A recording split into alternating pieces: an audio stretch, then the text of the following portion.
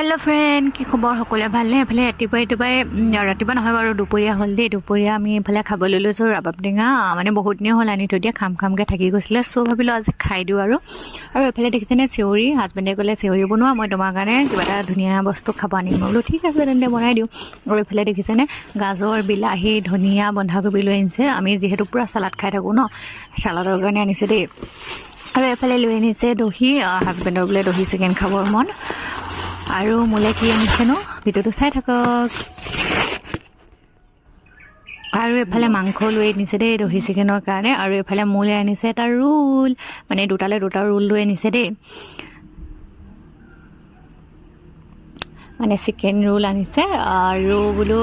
দহি চিকেন যেহেতু এতিয়া ৰোল চোল খালে মানে পেটটো ভৰিয়ে যাব ন সেইটো কাৰণে বোলো দহি চিকেনটো আজি নবনাওঁ কাইলৈ বনাই দিম বোলো আৰু এফালে ৰোলটো খাই লওঁ বোলো ধুনীয়াকৈ এৰুৱাই লৈছোঁ দেই যিহেতু